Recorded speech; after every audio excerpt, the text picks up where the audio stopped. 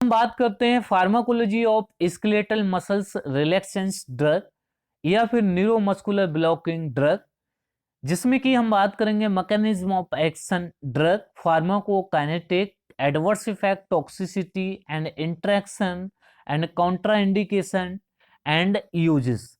तो सबसे पहले हम बात करते हैं introduction of skeletal muscles relaxants drug या फिर न्यूरोमस्कुलर ब्लॉकिंग ड्रग्स। इनका जो यूज है मसल्स स्पाज्म को ठीक करने में होता है।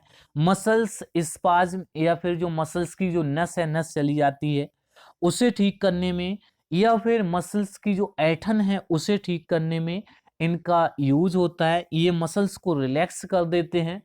मसल्स जब रिलैक्स हो जाती हैं तो मसल्स जो स्पाज्म है वो ठीक ठीक हो जाता है, या फिर जो ऐठन है या फिर उसे कहते हैं जो नस चली जाती है वो ठीक हो जाती है जब मसल्स रिलैक्स हो जाती हैं।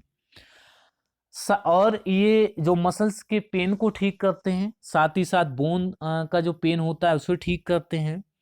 और इनका जो यूज है मसल्स स्पाज्म या फिर नस को ठीक करने में, और साथ ही साथ जो इनका यूज है सर्जरी में होता है। सर्जरी में मसल्स को रिलैक्स करने की अगर जरूरत पड़ती है तो इनका यूज होता है। इंट्रोडक्शन की अगर हम बात करें तो ये डिक्रीज करते हैं स्केलेटल मसल्स टोन। ठीक है, तो याद रखना है जो स्केलेटल मसल्स रिलैक्सेंस जो ड्रग हैं वो डिक्रीज करते हैं स्केलेटल मसल्स टोन। इनका जो एक्शन रहेगा या तो ड्रग सेंट्रली एक्ट करेगा या फिर पेरिफेरली एक्ट करेगा। यूजेस की हम बात कर चुके हैं, पेनफुल मसल्स स्पाज्म में इनका यूज होता है, और साथ ही साथ इनका जो यूज है सर्जरी में होता है for relaxation of muscles. Physiology of skeletal muscles contraction. Pharmacology में फिजियोलॉजी कोई नहीं पूछता है, बट जो फिजियोलॉजी हम आज फिजियोलॉजी देखेंगे कॉन्ट्रैक्शन ऑफ मसल्स की। क्यों देखेंगे? क्योंकि जो हमारे जो ड्रग का एक्शन है, जो मैकेनिज्म ऑफ एक्शन है, हमें वहां से क्लियर हो जाएगा कि हमारे ड्रग का क्या मैकेनिज्म ऑफ एक्शन होगा। ठीक है, हम फिजियोलॉजी से समझ सकते हैं कि जो हमारे ड्रग का मैकेनिज्म ऑफ एक्शन है वो क्या रहेगा। तो जो फर्स्ट स्टेप है इसमें, मोटर नर्व इम्पल्स जो होती हैं वो जनरेट होती हैं, और मोटर नर्व इम्पल्स जनरेट होते ही रिलीज होता है एसिटाइल कोलिन। एसिटाइल कोलिन क्या है वो आपको शायद मालूम होगा, नहीं मालूम होगा तो वो एक न्यूरोट्रांसमीटर है। ठीक है, एसिटाइल कोलिन क्या है? एक न्यूरोट्रांसमीटर है, और एसिटाइल कोलिन रिलीज होते ही वो बाइंड होता है निकोटिनिक रिसेप्टर। ठीक है, बाइंड किस पे होगा? Nicotinic receptor at neuromuscular junction. ठीक, at neuromuscular junction and causes depolarization and development of end plate potential at motor end plate. जिससे कि क्या होगा कि depolarization and development of end plate potential होगा, और ये क्या कर देगा? जनरेट कर देगा मसल्स एक्शन पोटेंशियल, और मसल्स एक्शन पोटेंशियल जैसे ही जनरेट होता है मसल्स कॉन्ट्रैक्ट करना स्टार्ट कर देती हैं। मसल्स कॉन्ट्रैक्शन स्टार्ट हो जाता है, और उसके बाद जो स्टेज आती है इनएक्टिवेशन ऑफ एसिटाइल कोलिन या फिर न्यूरो ट्रांसमीटर, जो कि एसिटाइल कोलिन होता है उसका इनएक्टिवेशन स्टार्ट होता है, और जिसकी वजह से रीपोलराइजेशन होता है। और जो लास्ट में क्या होता है, जो मसल्स फिर से वही प्रोसेस रीस्टार्ट होने लगता है। जो मसल्स हैं वो रेडी हो जाती हैं for getting new nerve impulse. तो याद रखना है, यहाँ से हमारा एक ये क्लियर हुआ, मसल्स कॉन्ट्रैक्शन के लिए जो रिस्पॉन्सिबल है वो एसिटाइल कोलिन है। ठीक है, तो जो हमारे ड्रग है वो क्या करेगा? एसिटाइल कोलिन के एक्शन को ब्लॉक करेगा, या फिर निकोटिनिक जो रिसेप्टर है उसके एक्शन को ब्लॉक करेगा। कोई इस कैटेगरी का ड्रग यूज करना होगा। ठीक है, तो ये क्या करेगा? मतलब कि एसिटाइल कोलिन और निकोटिनिक रिसेप्टर के एक्शन को ब्लॉक करेगा हमारा ड्रग, चाहे वो सक्सिनाइल कोलिन हो, और या फिर हम कह सकते हैं कि हम कोई ऐसा ड्रग यूज करेंगे जो कि क्या करेगा, एसिटाइल कोलिन का जो एक्शन है उससे कम कर देगा। ठीक है, हम as a partial agonist use करेंगे, जिसमें कि लाइक जैसे कि सक्सिनाइल कोलिन, ये एक पार्शियल एगोनिस्ट है जो कि इसका जो एक्शन है वो लेस देन होगा एसिटाइल कोलिन। ठीक, तो ये क्लियर हुआ कि हमें एक तो जो हमारे ड्रग हैं वो हमारी ड्रग ब्लॉक करेंगे एक्शन ऑफ एसिटाइल कोलिन, या फिर निकोटिनिक रिसेप्टर के एक्शन को ब्लॉक करेंगे। कहाँ करेंगे? At neuromuscular junction.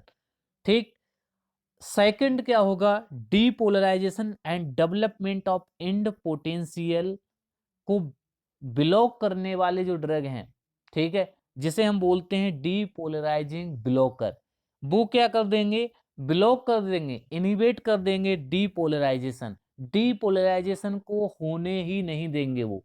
ठीक है, या फिर डेवलपमेंट नहीं करने देंगे, डेवलपमेंट को होने नहीं देंगे ऑफ इंडिप्लेट पोटेंशियल, यानी कि वो इंडिप्लेट पोटेंशियल को स्टॉप कर देंगे, इनिबेट कर देंगे, या फिर डीपोलराइजेशन को इनिबेट कर देंगे। ठीक है, चाहे वो हमारा डी टोबैक्यूरिन ड्रग हो, वो भी यही करता है, डीपोलराइजेशन की जो स्टेज है उसे इनिबेट कर देता है, और जिसकी वजह से मसल्स कॉन्ट्रैक्शन नहीं होता है और मसल्स रिलैक्स हो जाती हैं। Physiology of skeletal muscles contraction की इम्पोर्टेंट नहीं है, बट हमारे समझने के लिए इम्पोर्टेंट है। इससे हमारा ये क्लियर हो रहा है कि जो हमारा ड्रग है उसका क्या एम रहेगा और उसका क्या एक्शन रहेगा। ठीक, यहां से हमारे ड्रग का मैकेनिज्म ऑफ एक्शन एक क्लियर हो रहा है।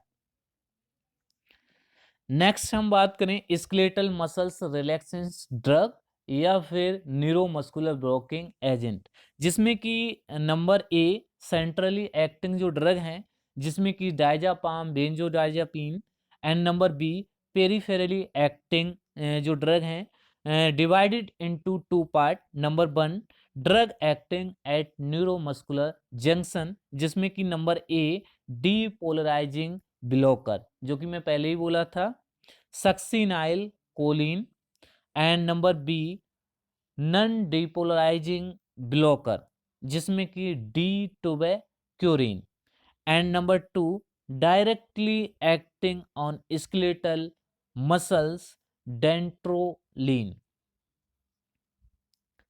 Centrally acting skeletal muscles relaxants की अगर हम बात करें तो ये सेंट्रली एक्ट करते हैं और ये रिलैक्स करते हैं मसल्स को, और ये कॉम्बिनेशन के साथ यूज किए जाते हैं, combination with non steroidal anti inflammatory drug.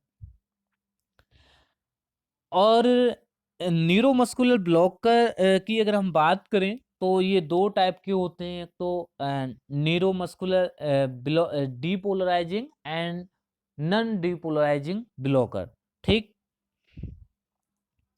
Competitive blocker की अगर हम बात करें, जो कॉम्पिटिटिव ब्लॉकर जो यूज किया जाता है, डी टोबैकोरिन यूज किया जाता है, और ये ब्लॉक करता है एक्शन ऑफ निकोटिनिक रिसेप्टर की। कहाँ करेगा? At neuromuscular junction. ठीक, और इसका जो कॉजेस रहेगा पैरालिसिस। मैकेनिज्म ऑफ एक्शन की अगर हम बात करें तो एसिटाइल कोलिन क्या होता है? एज अ एगोनिस्ट, और इसमें ये देखा गया मसल्स कॉन्ट्रैक्शन में जो एसिटाइल कोलिन है वो रिस्पॉन्सिबल है फॉर कॉन्ट्रैक्शन ऑफ मसल्स। ठीक, तो जो हमारा ड्रग है डी टोबैकोरिन, वो डी टोबैकोरिन क्या करेगा? एंटागोनाइज कर देगा एक तरीके से जो एसिटाइल कोलिन है उसकी एक्शन को इनिबेट कर देगा। ठीक है, तो डी टोबैकोरिन हमारा क्या करेगा? एक्शन को ब्लॉक कर देगा, और इस जैसे कि इसमें लिखा है D tubocurarine drug is the antagonist at nicotinic receptor. ठीक है, तो डी टोबैकोरिन क्या करेगा? निकोटिनिक जो रिसेप्टर है उसकी एक्शन को ब्लॉक कर देगा, और जिससे कि क्या होगा? डीपोलराइजेशन नहीं होगा, ये और ना ही जो मसल्स का जो एक्शन पोटेंशियल वो जनरेट होगा और इसकी वजह से क्या होगा, मसल्स रिलैक्स हो जाएंगी। तो याद रखना है जो हमारा डी टोबैकोलिन जो ड्रग है वो ब्लॉक करेगा action of nicotinic and acetyl choline at neuromuscular junction and inhibit कर देगा डीपोलराइजेशन, और बाय दिस मसल्स रिलैक्स हो जाएंगी। क्यों रिलैक्स हो जाएंगी? क्योंकि एक्शन पोटेंशियल जनरेट नहीं होगा। डी टोबैकोलिन क्या करती है, हिस्टामिन के रिलीज को बढ़ा देती है, और जिससे कि क्या होता है, हाइपोटेंशन हो जाता है और ब्रोंको स्पाज्म हो जाता है। तो याद रखना है यहां से इसका कॉन्ट्रा इंडिकेशन की अगर हम बात करें, ठीक है, हम इतना तो समझ गए हैं। जो मैकेनिज्म ऑफ एक्शन की अगर हम बात करें न्यूरोमस्कुलर ब्लॉकिंग एजेंट या फिर ड्रग की, जिसमें कि डी टोबैकोलिन है, वो इनिवेट करेगी action of acetylcholine and nicotinic receptor, ठीक है, at neuromuscular junction and inhibit करेगी depolarization and muscles action potential, और मसल्स क्या करेंगी, रिलैक्स हो जाएंगी।